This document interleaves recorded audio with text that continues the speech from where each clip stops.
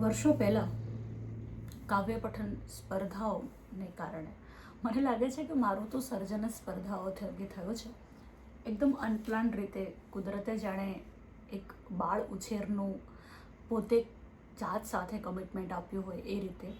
અને કદાચ આપણે બધા જ એ જ રીતે નથી ઉછેરાતા રહ્યા હે ને, ઘડાતા રહ્યા છીએ. જ્યાં આપણે છીએ ત્યાં પાછળ વળીને જોઈએ તો કેટલાનો ઋણ સ્વીકાર કરવાનો આવે.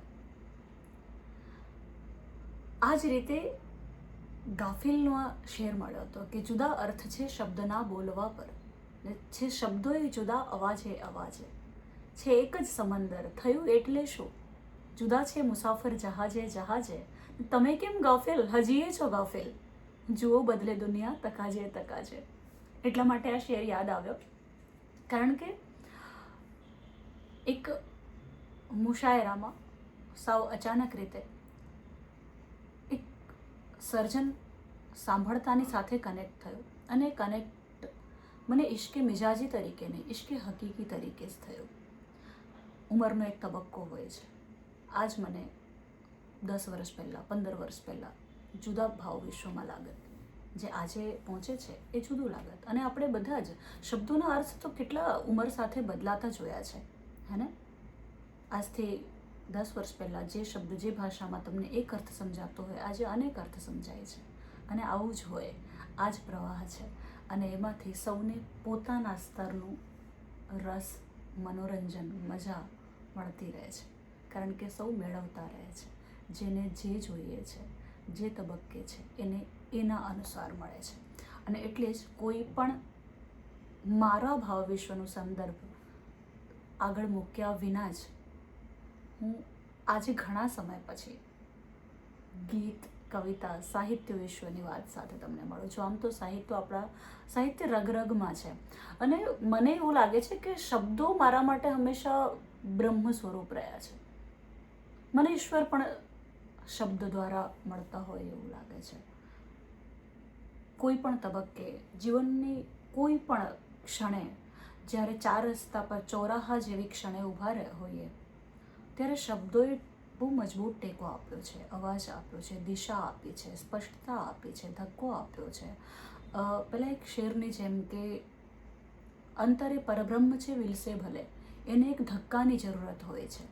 ને મૌનનો મહિમા ભલે મોટો કયો, એને કક્કાની જરૂરત હોય છે. આ ધક્કો અને કક્કો બંને અલબત્ત શબ્દો દ્વારા મળ્યા છે હે ને. કવિ પ્રહલાદ જાની તન્હાની 2 રચનાઓ બેક ટુ બેક તમારી સાથે વહેંચું છું. બેક ટુ બેક એટલે કારણ કે આ બંને મને એક સાથે મળી હતી અને મને બંને એકબીજા સાથે ઇન્ટરકનેક્ટેડ લાગી. એટલા માટે ફ્લેવર જુદા છે, ભાવ જુદા છે, પણ બંનેમાં છે અભિવ્યક્તિ એ જ. અને મને ભાગવતના ગોપી ગીતની યાદ આવી આને સાંભળતા. એટલે મને એ બંને એક જ રીતે લાગે કે બંને જ પ્રેમના તો બધા જ રંગો છે, પણ એ બધા રંગોના એસન્સ રૂપે, અર્ક રૂપે પ્રેમ છે, સમર્પણ છે, કનેક્ટિવિટી છે, કમિટમેન્ટ છે હે ને. તો આ 2 રચનાઓ કવિ પ્રહલાદ જાની તન્હાની. હું ધરા કચ્છની ધકતી, હું ધરા કચ્છની ધકતી, ને તું મેહુલિયો કજિયાળો, ક્યાંથી બાંધું માળો. હું ધરા કચ્છની ધકતી ને તું મેહુલિયો કજિયાળો, ક્યાંથી બાંધું માળો. ને ભીતર સઘળો ભેજ નીચોવી, આંખડીઓમાં થોર ઉગ્યા છે, સમજી જાજે.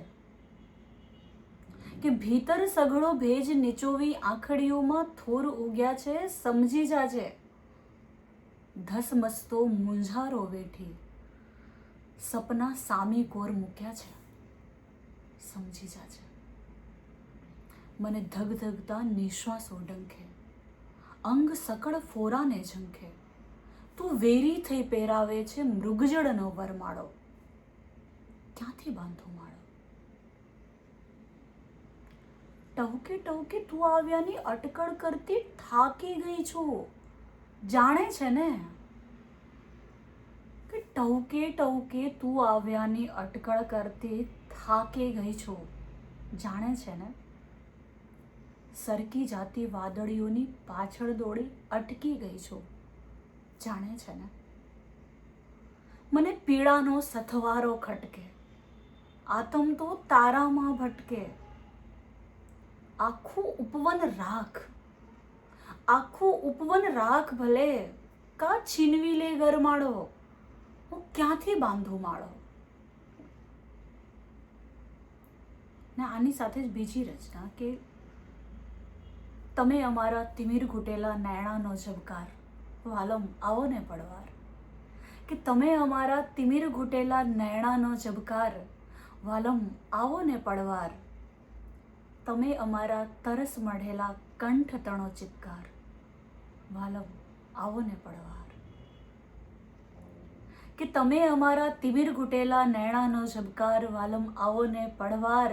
ને તમે અમારા તરસ મઢેલા કંઠ તણો ચિત્કાર, વાલમ આવો ને પડવાર.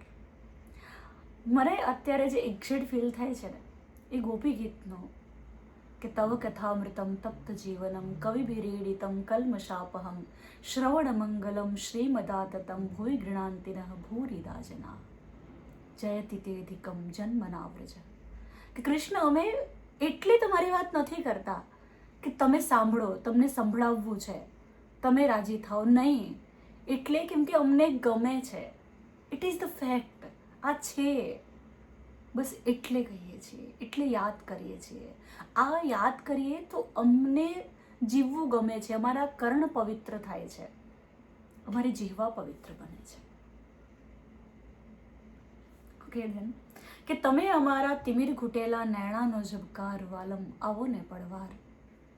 તમે અમારા તરસ મઢેલા કંઠ તણો ચિત્કાર, વાલમ આવો ને પડવાર. તમે કહો તો પળભર જીવતા ઝાકળ થઈને ગાશો. કે તમે કહો તો પળભર જીવતા ઝાકળ થઈને ગાશો.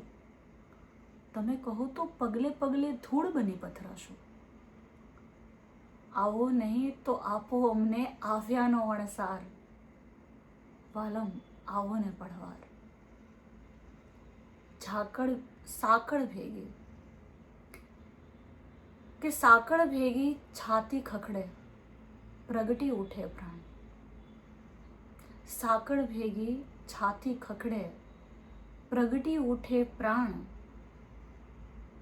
પછી અજંપો બાથ ભીડીને રોજ થતો મહેમાન. આંખ્યું અંતે પથ્થર થશે, અમે થશું પગથાર, વાલમ આવો ને પડવાર. તમે કહો તો પળભર જીવતા ઝાકળ થઈને ગાશો. તમે કહો તો પગલે પગલે ધૂળ બની પથરાશો. આવો નહીં તો આપો અમને આવ્યાનો અણસાર, વાલમ આવો ને પડવાર. આઈ વિશ કે સરસ્વતી જ્યારે કલમથી પ્રગટતા હોય ત્યારે કોઈને કોઈ ખાલી નિમિત્ત બનતું હોય છે. કવિની કલમથી આવું અદ્ભુત, આવું સહજ ભાવ પ્રગટતો રહે એવી શુભેચ્છા સાથે.